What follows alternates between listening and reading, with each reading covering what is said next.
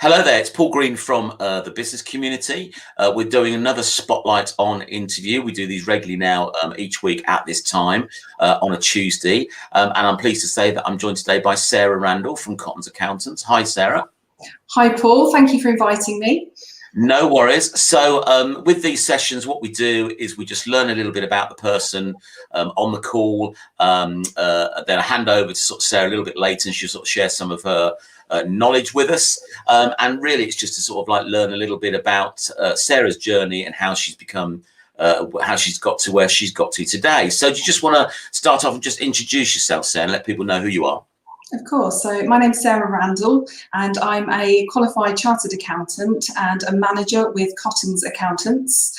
And I'm normally based in our Northampton office, but thanks to technology, we now have clients all over the country. And I spend most of my time working with small businesses, often owner-managed businesses. And I also head up our specialist solicitors accounts rules team as well. So I get to wear two different hats in my role. Keeps you busy by the sounds of it, Sarah. Very busy at the moment, yes, but I'm not complaining.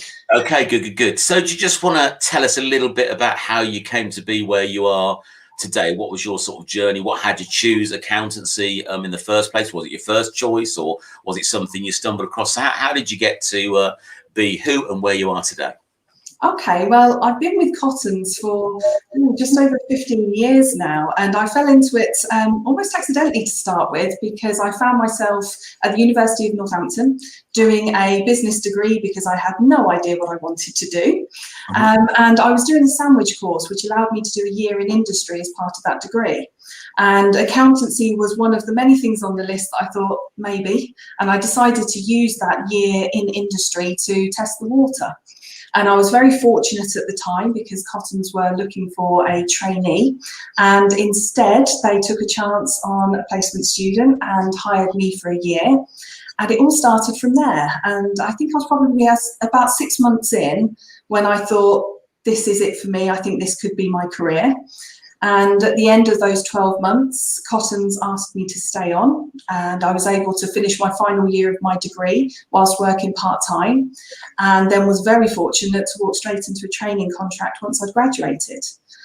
So that's how I got into accountancy in the first place. And I've been very, very fortunate with such a supportive firm because they've continued that support throughout. So I completed my ICAW training contract to qualify as a chartered accountant, and then following that to gain different experiences in different areas of accountancy, tax, and working with solicitors to work out where my specialty really lied and which bits I enjoy. And that's where I'm at now, spending most of my time building on those areas and moving forward with a career that I really enjoy. Okay, so it's quite a competitive environment out there, I guess, for accountants. Certainly in sort of Northampton town centre, you almost sort of like can't sit around without seeing, you know, one accountancy practice or another. So what do you think has Cotton stand out from the crowd versus other accountants? You're right, it is a really competitive industry, particularly in the town centres. And I think one thing that makes that difficult is that anybody can fill in the boxes on a tax return. They might not be right, but anybody can do it. And where Cotton's really pitch ourselves is we aim to add value and work with our clients. That's where we really get interested in working with, building long-term working relationships with our clients to add value for them. And of course, that's different for each individual client. So for us, it's really about understanding who our client is, what their current situation is, and where they want to get to, what their goals are, and how we can help them to achieve that.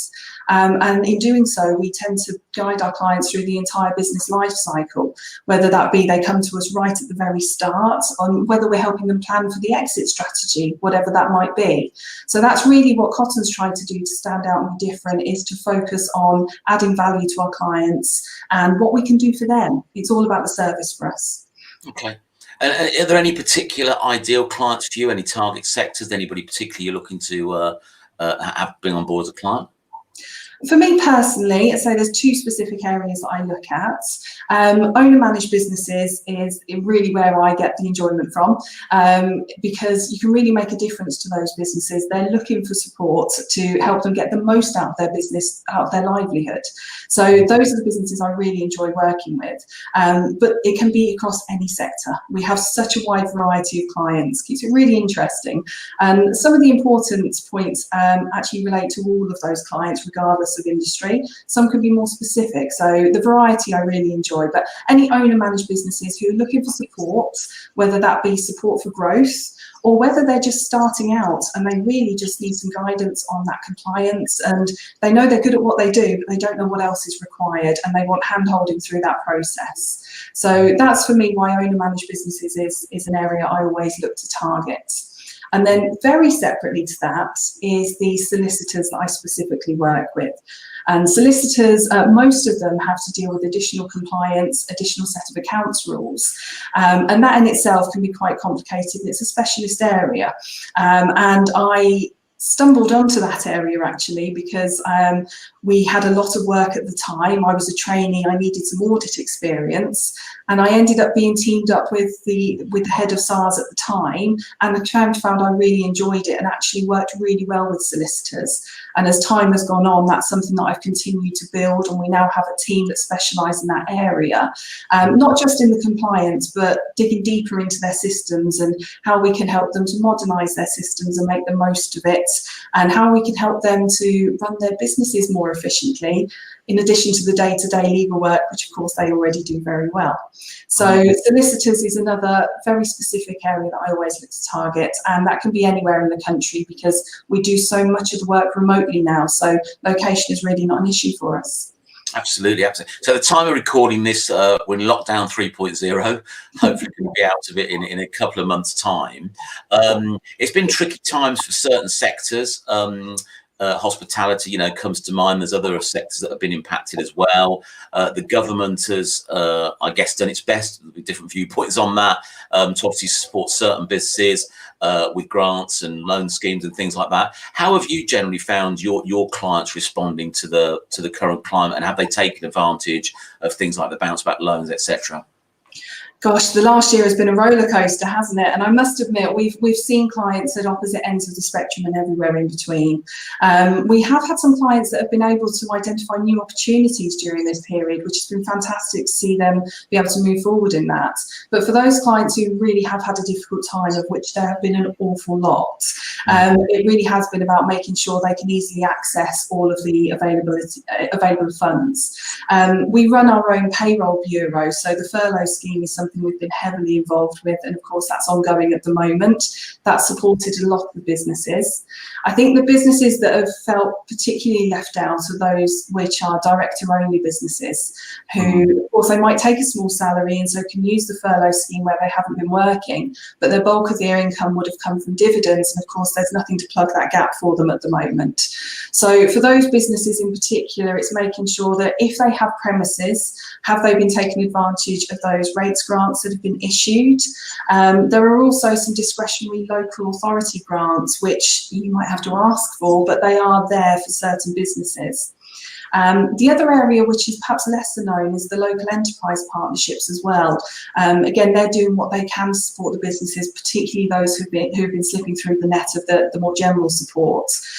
So we've been putting as much information as we can on our website, trying to keep up with the constant changes, and just make that information as available as possible to our clients. And then of course we mustn't forget the universal credits as well. And we have had some clients who sadly haven't qualified for any help whatsoever.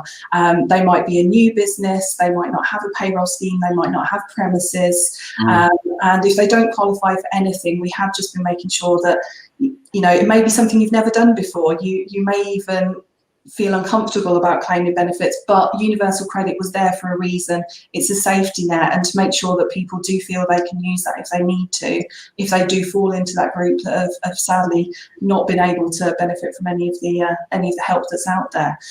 So for us, it's really about communication and support where we can, but it's been difficult because there are some clients who sadly we haven't been able to point in the direction of any assistance, and all we can do is be there for them and make sure we're available and communicate what we can. and hopefully we'll all ride out this storm together. Yeah, what would you say the sense you get from small business in terms of the outlook and going forward? What are your feelings around that? A lot of it feels quite positive at the moment, actually. I think perhaps the hospitality sectors are obviously the most hardest hit, and for those the future is really uncertain. And we've certainly seen some clients who were already thinking about retirement in the next few years, which have perhaps brought that forward because of what's going on at the moment. But for those who intend to keep going and are hoping to get through this and move past it, hopefully very soon, it does feel quite positive. They're keeping an eye on their finances, they're looking ahead to new projects, they're contacting anybody in their industry that might be interested, and perhaps even adapting what they're offering as well. Or they might have traded the same way since they opened, but they're now looking at different ways they can trade. And retail is a good example of that, and I appreciate they've been forced to shut for various periods. But in between, those who have never considered click and collect services before are suddenly offering that, and perhaps updating their websites to improve their online offering. We've got some clients who have actually moved to an appointment-only service, and they've actually found that suits them better, but it's something they wouldn't have considered had they not been put in this position and forced at times to close the doors. So it's certainly not all doom and gloom. There's a lot of clients out there who are looking forward, and there is optimism out there, I think. I think you're right. You know, if you listen to the press, they tend to focus on, you know, more the negative stuff. Nice mug sale. Seem to focus on the negative side. But my sense is that I think the third lockdown has probably been harder for most. I think you know, those that have been quite resilient before have, you know, been a little bit sort of lower given the third time round. But I think my experience is that a lot of small business owners are just sort of taking it on the chin, have adapted. I've been quite impressed by, you know, what some businesses have done, if you like, to survive. But I think, you know, if businesses can survive, it'll put them in a much stronger position going forward, because like you say, they've started to do things differently. They've started to use technology more, which they wouldn't have done unless we've been forced into this situation. So, you know, obviously my heart goes out to those businesses that you know, might not survive and have found it really, really difficult. But, you know, hopefully the businesses that have managed to make it through will be stronger going forward. So, yeah, I think certainly the outlook is a positive one, or needs to be, really. I think you've got to have that positive outlook, otherwise, you know, you're going to make your job really, really more difficult, I think. Yeah. So I ask people on these calls, you know, what's your why? What gets you out of bed in the morning? What motivates you? What gets you keep sort of fighting the good fight? What is it for you, Sarah? I do really enjoy my career, and a lot of people will roll their eyes when they hear an accountant saying that, because it's deemed as being quite a boring profession, but it's really not. It's about working with people, and being able to work with such a wide variety of sectors as I do keeps it really interesting. But really, for me, the main why comes back to those owner-managed businesses that I so enjoy working with. Those businesses, their business is their life. It's the roof on their house. It's paying the mortgage. It's putting food on the tables. It's more than a job. It's so important. And if you're able to support them through that, to take away some of the stress or the uncertainty of compliance, to help them plan ahead, it has a real impact for them. And those are the clients I really enjoy working with, and that's my why, because I get to get involved and hopefully make life a bit easier for them, and make things more efficient, help them to get some of their time back to focus on other things too. So yeah, that's my why. I do really enjoy what I do. We've had a comment, so you can see that. So that's from Charles Jones. Can't even say it. Needs to put my teeth back in.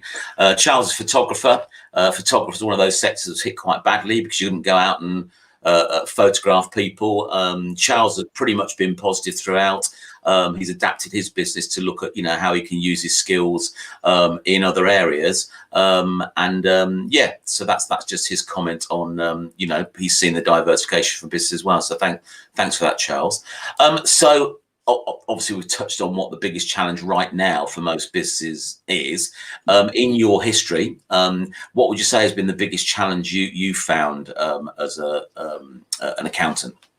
I think for me that came about 3 or 4 years ago. And I was at the point where I've been managing other people's clients for some time now, and my day-to-day job, is going well. But it was about what happens next for me, what's the next step on my career. And in having that conversation with my partners, there was one very clear answer. It's time to go out and bring in your own clients. You need to start bringing in some work. And that's something which, I've had referrals from other clients before, but it's not something I've focused any energy on. And that was when the panic set in a little bit. From quite a modest background, all of my friends and family are employees. They're not entrepreneurs. So you think, great, I've got to bring some clients in. How on earth do I do that, and where do I start? And that for me was a real challenge. How do I get over that hump and actually get that moving? And that was actually when I got back into networking, something I'd tried many years before as a trainee and didn't do very well, I must admit.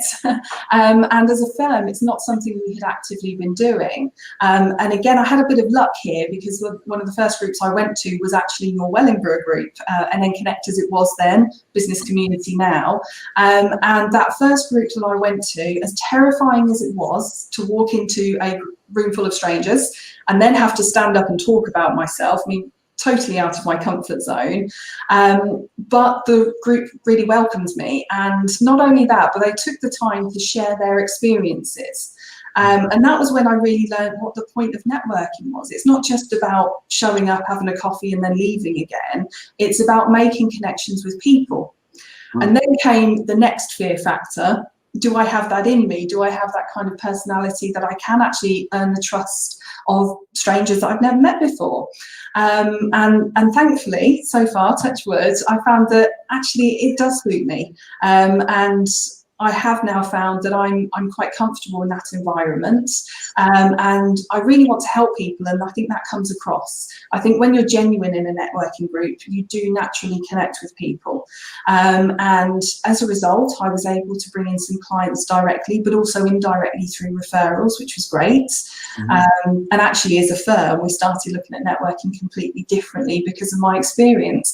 But I think for me, that's the one standout challenge that I faced, and also one where there's a similarity to businesses. I appreciate I have an enormous safety net because I am myself an employee. I appreciate that puts me in a different world to sole traders who are completely on their own. But we both face that same challenge of we've still got to go out there and become a brand ourselves, to make our names known and to bring in some work. But that for me definitely stands out as the biggest challenge I've had in recent years, and an ongoing one as well. But yeah, for me, that stands out. Networking can be a scary thing to do, and I totally get it. I remember going back to my first networking experience, exactly the same. You're walking into this room of people you don't know. You don't know what to do. Is it just rocking up, having a cup of coffee, or whatever? So that there are elements to it that will make people better at networking. It is arguably a skill that people can learn.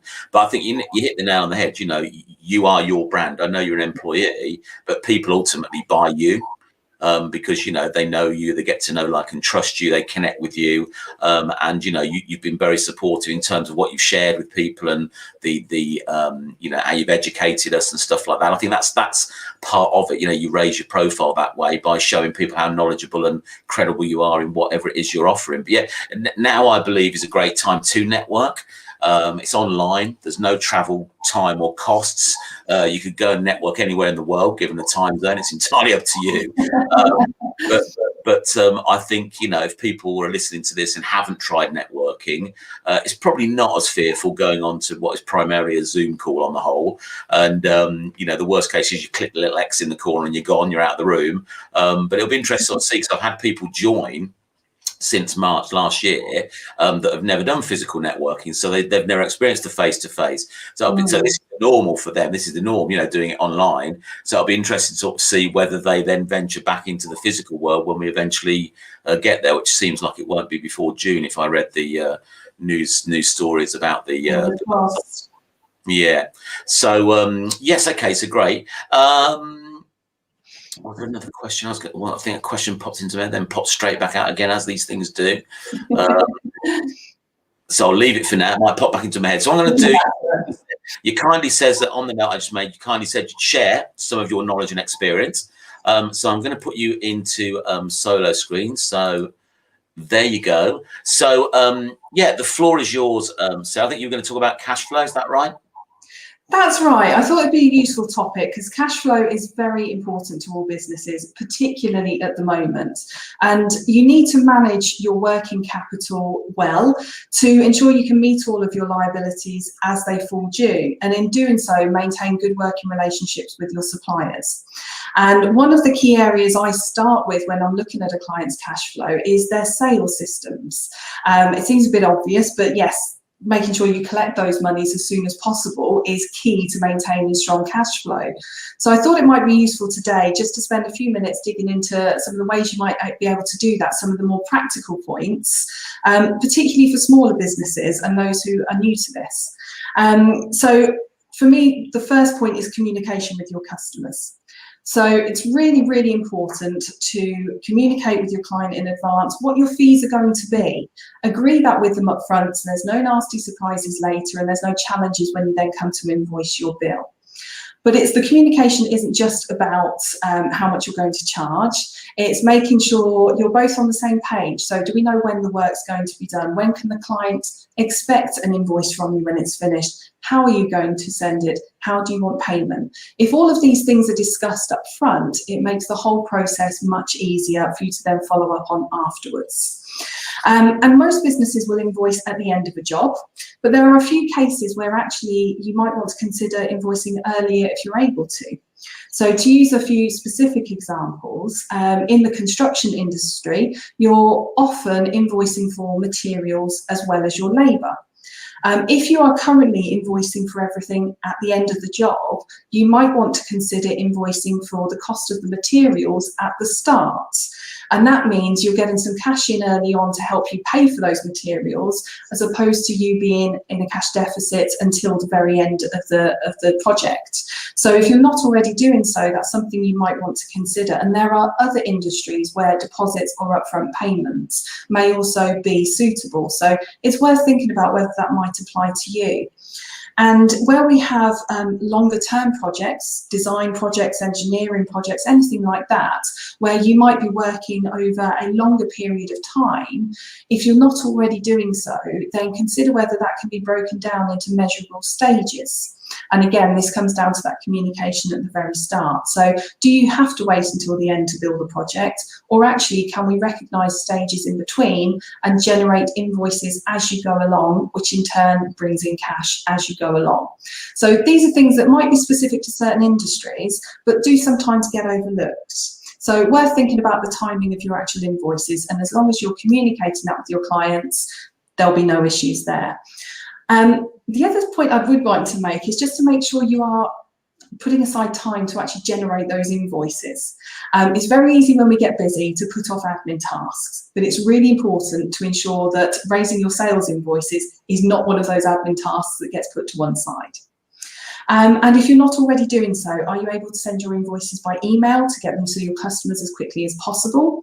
Or better still, if you're using software, you can often send those invoices by email directly through your software. It automates the process, making it easier and more efficient for you. It looks great from the client's end as well when they receive it. It looks really professional, but it all speeds up the process of getting your invoices to the client and in doing so, getting the monies in. Then when it comes to thinking about the monies themselves, have you communicated your payment terms?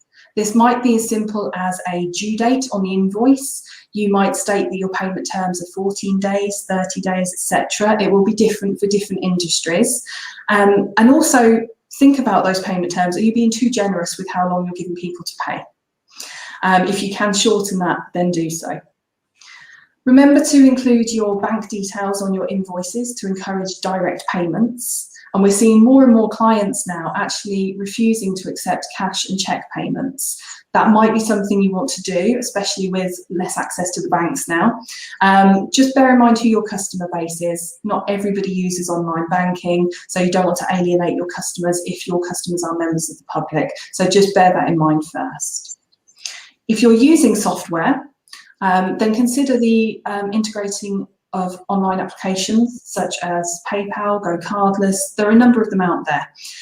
Basically, any way that you can add a pay now button to your invoice is bound to speed up the receipts coming in, because what you're doing by integrating that is you're making it quick and convenient for your customers to pay you.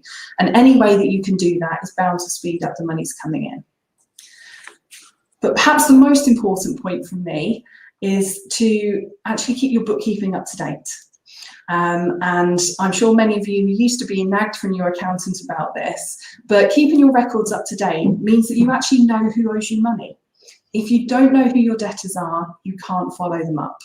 And again, if you're able to use software to make that easier for you and take up less of your time, then great. And a lot of the software now has direct bank feeds, which takes a lot of the onus out of the bookkeeping. So really should take less and less of your time, but it's really important to do. The next step, once you've got complete records, is to then actually use them.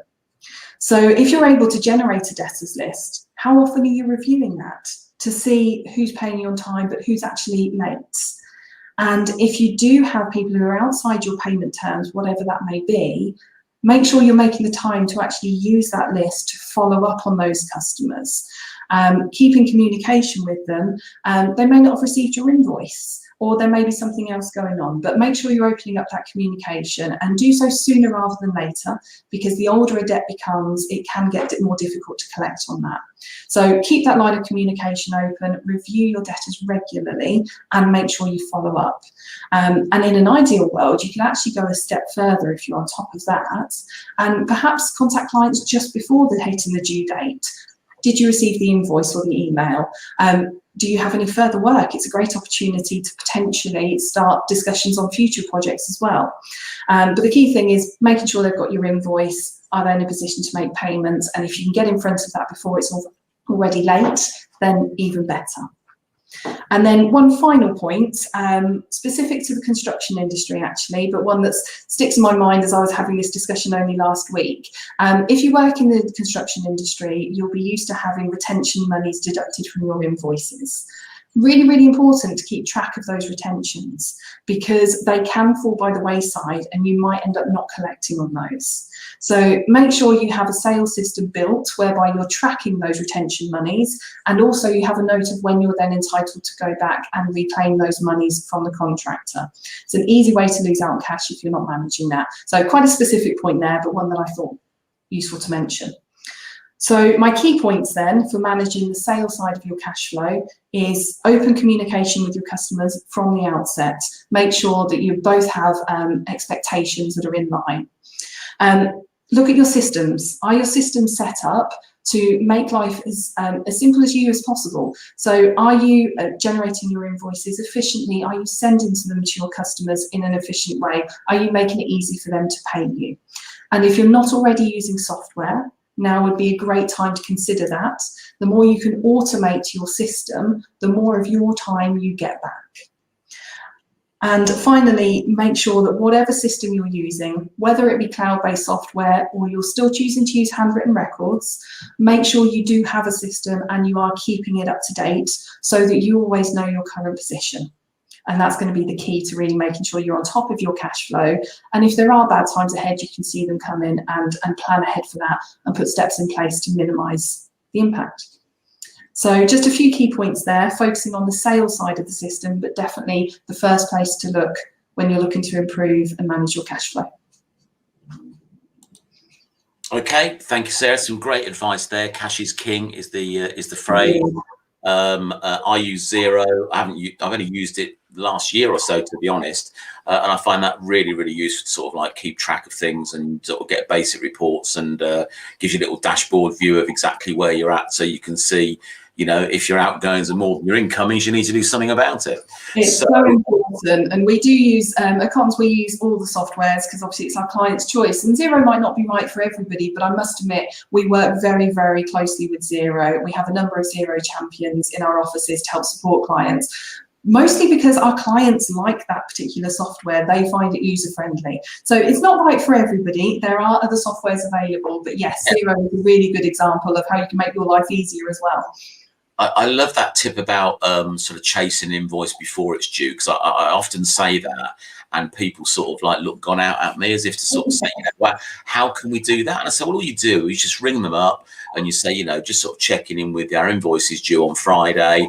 We just want to check everything was fine, that, you know, that it's correct, there's no errors, etc., etc. The pay run or whatever, and that's a much easier conversation than when it's overdue, because then you're frustrated that they haven't paid it, and you know. So yeah, that is a sterling tip. So one final thing then, if you were to give one sort of top tip for business, for any business owners out there, what would your top tip be?